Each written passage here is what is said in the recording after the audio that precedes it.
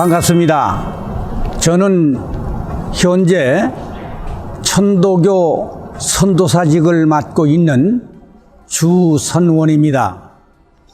이번에 종교문화 탐방을 위해서 각 종교의 문화유산을 이렇게 탐방하시는데 제 설명으로 유익한 시간이 되셨으면 감사하겠습니다.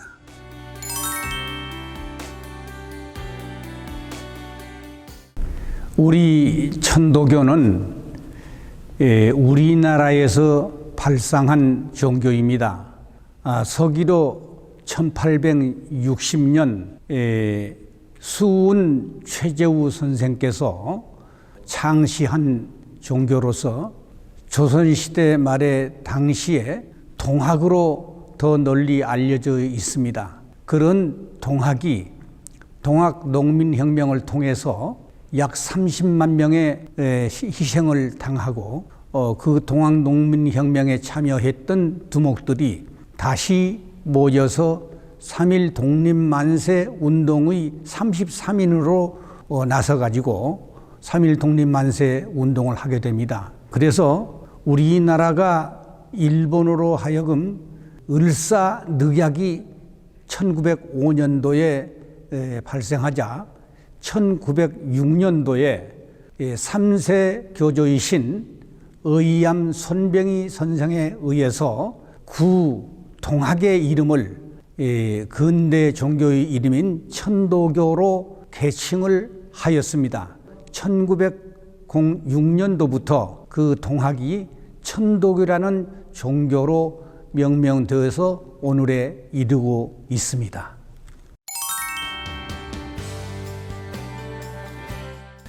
천도교의 중심되는 진리 그리고 사상이라고 할까?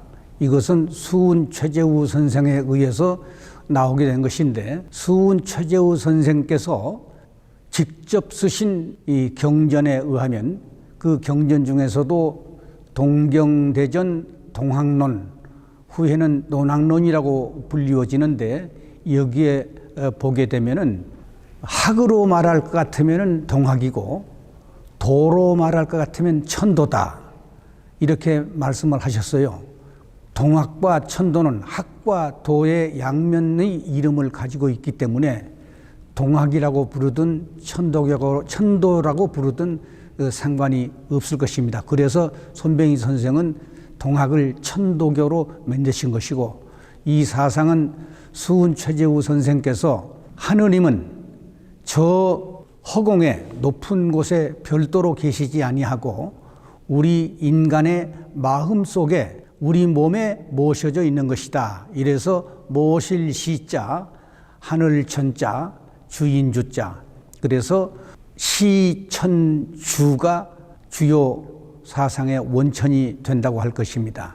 이러한 하늘님을 모신다. 이 시는 내유 신령 외유 기화 일세 지인이 각지 불이자야라고 한문으로 표시되어 있는데, 우리 몸에 신령함이 있고 그 신령이 온 우주와 기화되어져 있고, 주라고 하는 것은 주인 주자인데, 이것은 하늘님을 살아계시는 부모님을 봉양하듯이 공경하여서 모셔야 된다 하는 뜻에서 주인 주자를 붙여서 시천주 이렇게 부르는 것입니다. 이 시천주가 2세 교조이신 해월 최시영 선생에 의해서 이제 시천주이기 때문에 사람 섬기기를 하늘님처럼 섬겨라. 사람을 그냥 사람으로 보지 말고 하늘님으로 봐야 된다. 이렇게 해서 사인여천 이렇게 불려지다가 의암 3세 의암 손병희 선생대에 와서 그것을 더 요약해서 인내천, 사람인자, 이해내자, 하늘천자. 그래서 인내천이 오늘 천도교의 주요한 종지가 된다 할 것입니다. 이 건물의 공식 명칭은 천도교 중앙대교당이라고 부릅니다. 이 대교당이 설립되기까지는 간단한 역사가 있습니다. 우리나라가 1910년에 그 한일 병탄이 되었죠. 이 한일 병탄이 된 1910년 직후인 1911년에 천도교의 3세 교조이신 의암 손병희 선생이 서울 삼각산 밑에 우이동 심산 유곡 약 3만 평을 사들이셔서 봉황각이라고 하는 수련장을 지으십니다. 그래가지고 그 봉황각에 전국의 300만 교도를 대표하는 두목들 483명을 매년 7차례에 걸쳐서 독립의지를 심어주는 밀봉교육을 하게 됩니다.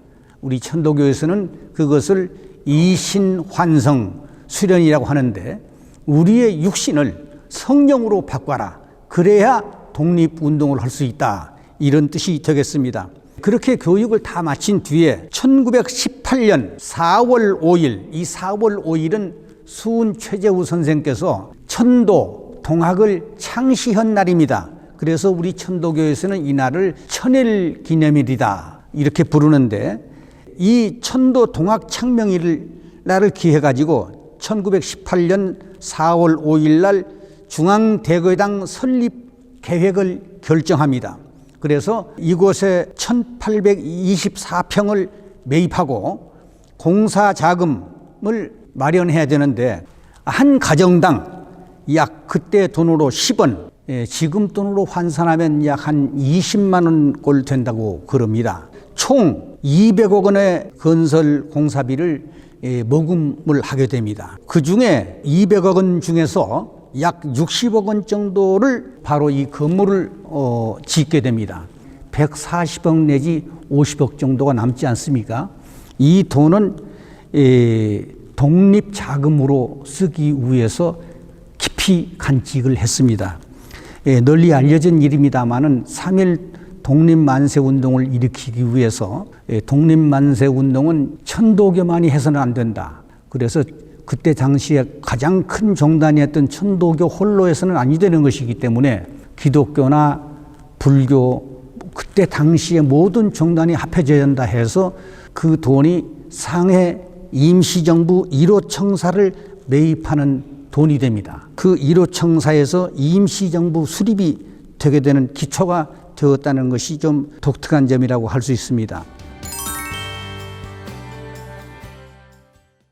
이 건물을 지을 때 너무 일본 사람들이 의심이 많았기 때문에 건축의 설계를 일본 사람을 선정했어요. 일본 사람 나카무라 요시하라라는 사람을 통해서 설계를 했는데, 이 나카무라 설계자가 독일 건축가 안톤 페르라는 건축가를 데려왔기 때문에 이 건물이 바로크 양식으로 되어 있습니다.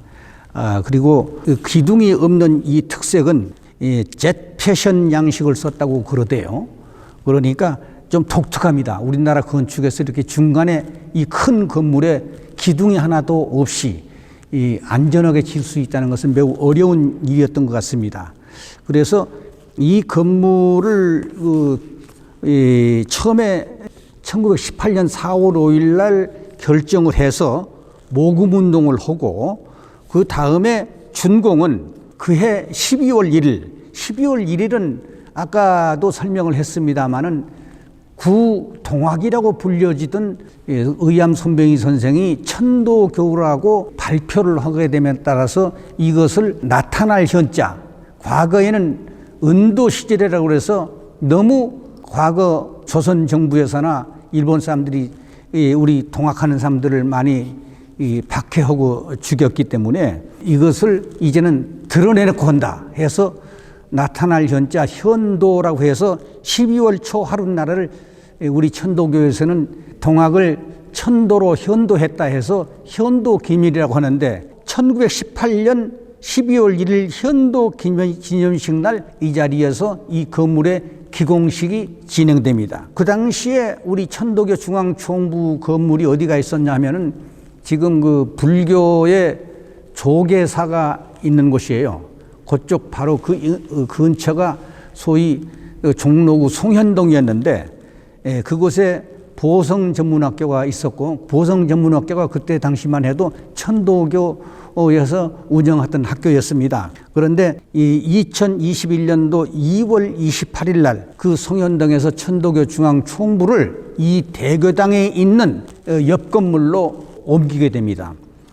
그래서 이 자리가 그 옮겨진 다음에는 일본 사람들이 1919년도 3.1 독립 만세 운동이 일어나기 전까지는 무지막지한 헌병 정치를 하다가 3.1 독립 만세 운동이 일어나자 조선 사람들은 이렇게 다뤄서는 안 되겠다 해서 문화 정책을 쓰게 됩니다. 그래서 그 문화 정책에 힘입어서 바로 이 자리가 우리 조선의 출판 문화 운동의 상징인 월간 개벽지 여기서 작업을 하게 되고 발행하게 되고 신여성 혹은 농민, 학생, 어린이 이런 많은 잡지들을 창간 발행하게 됐고 손병희 선생의 셋째 사위이신 소파 박영환 선생께서 바로 이 자리에서 세계 어린이 운동을 처음 시작했습니다. 그래서 이곳을 밖에 나가게 되면은 세계 어린이 운동 최초 발상지라는 기념비가 서 있습니다. 이곳은 중앙대교당은 민족문화의 산실이라고 불려질 수 있습니다. 이 대교당을 비롯해서 명동성당 그리고 조선총독부 이 세 개의 3대 건물이라고 불려질 만큼 이곳이 매우 중요한 지역이었습니다.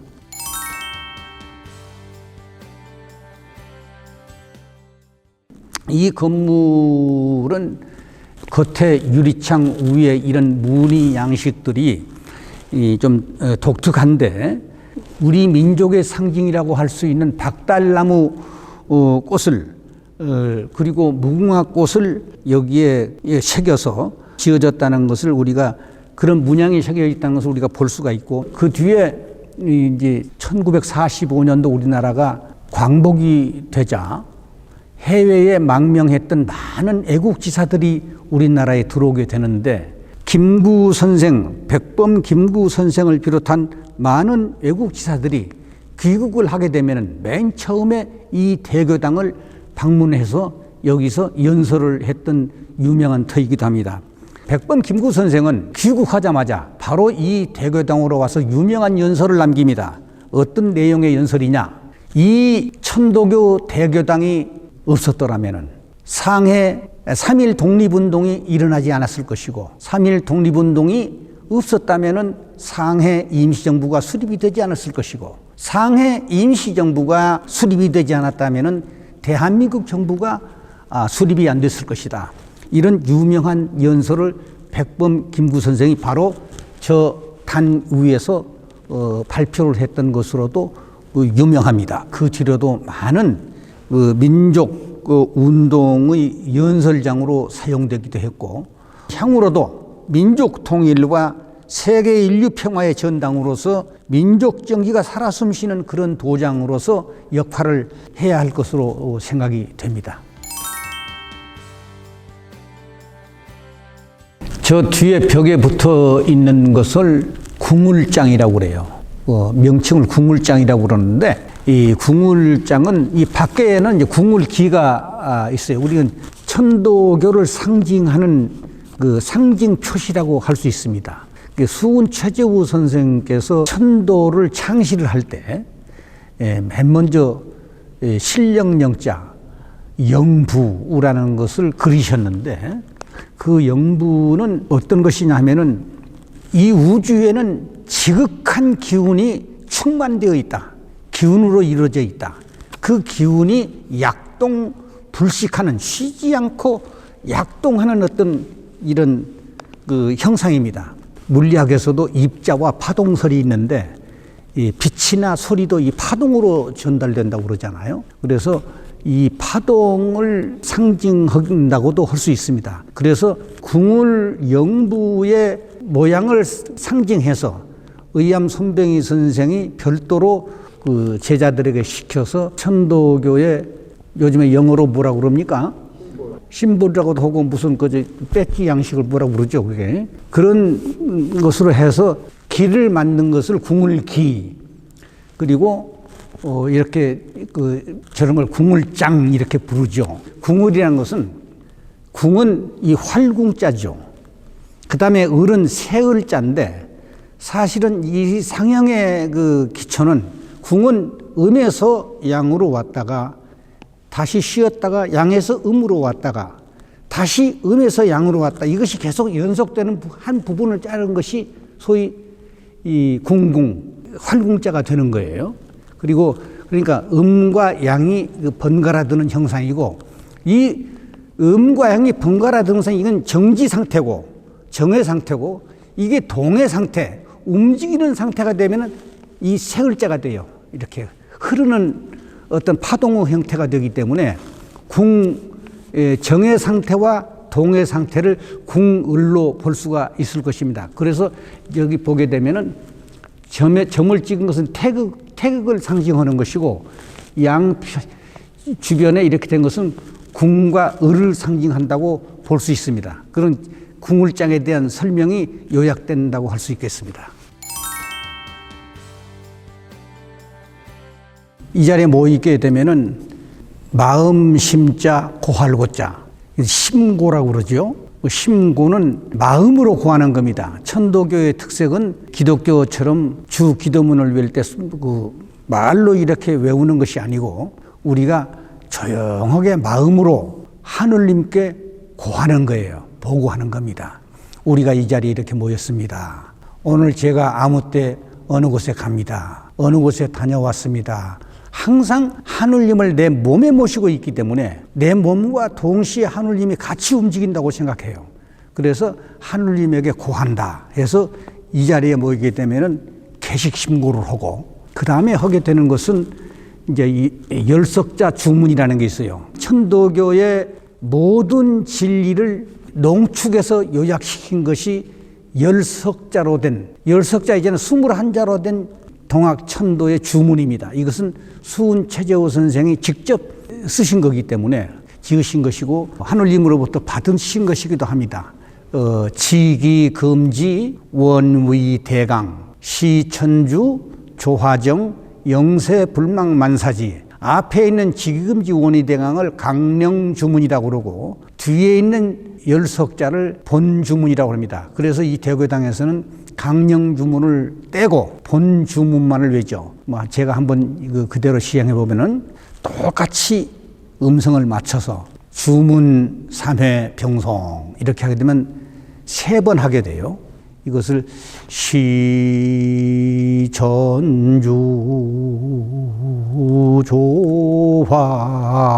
조화정 영세 불망 만사지, 이렇게 곡을 붙여서 이렇게 주문 3회를 병송을 하고, 그 다음에 이제 우리 천도교에서는 이 찬송가라, 이게 찬불가라고 하지 않고 천독송, 하느님의 덕을 찬송하는 천독송, 하느님의 덕을, 그 노래를 천덕을 노래하는 거예요. 천독송 합창을 합니다.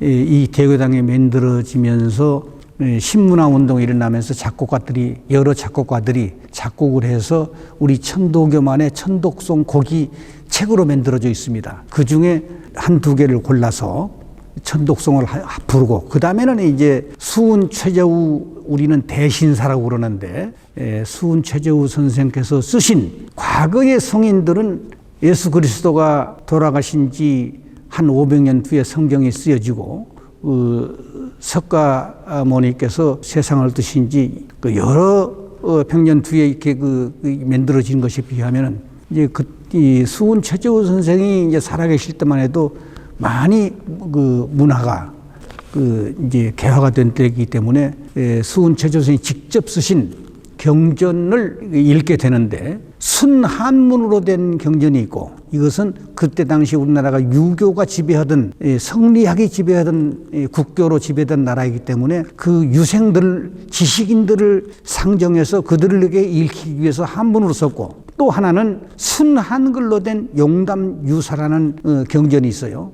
이것은 가사체로 되어 있는데 용담유사를 한 편, 8편 중에 한 편을 골라서 저 위에서 경전봉독자가 경전봉독을 합니다. 그 경전봉독이 끝나면은 설교자가 나와서 저 위에 올라가게 되면은 이제 집례자가 있고 식을 집행해주는, 그 다음에 설교자가 앉고 그 다음에 경전봉독자가 앉습니다. 경전봉독이 끝나면 설교자가 나와서 그 경전 중에서 한 대목을 골라가지고 교인들에게 설교를 하는 시간이 있습니다. 약 한 20분 정도 설교가 끝나면은 다시 천독송을 부르고 그 다음에 이 식을 오늘 마칩니다 하는 심고를 드린 다음에 식이 방합니다. 그 식을, 우리 천독에 중요한 것은 맨 처음에 할 때 이게 이제 청수탁이에요. 청수를 봉전하는 곳인데 이곳에 맑은 정화수, 우리 조선에서는 아주 수천 년 전부터 이 정화수를 떠놓지 않아요. 그건 장독대나 부뚜막에 놓게 되는데 그것을 안방으로 두었다고 보면 됩니다. 그래서 청수 봉전 받들어서 이것을 놓는다 해서 봉전 이렇게 하게 되면 식이 시작되기 전에 저쪽에서 합창단들이 청수 봉전가를 부르면 저 뒤에서 한복을 입은 청수를 이렇게 안고 와서 이 자리에 청수를 봉전하고 집례자가 와서 청수 뚜껑을 열어서 이렇게 놓게 됩니다. 천독의 의식은 비록 시일식, 대교당에서 보는 시일식뿐 아니라 모든 의식은 반드시 청수 한 그릇을 받들어 올린 다음에 식을 한다는 것이 독특합니다. 예를 들면은 유교에서 어떤 식을 한다면 제물을 차리듯이 이렇게 그 복잡한 제물을 차리는 것이 아니고 그 제물의 근원이 되는 맑은 물 한 그릇을 넣는다 해서 이것이 전통적으로 내려온 천독의 의식이라고 할 수 있습니다. 이런 문화순례 이런 기획을 해서 우리 한국의 여러 개 종단들을 순례하면서 이렇게 촬영해 주신 데 대해서 천도교로서도 대단히 감사함을 느낍니다. 이 영상을 함께 시청하시는 모든 분들이 비대면 종교 순례를 통해서 유익한 시간이 되셨기를 바랍니다.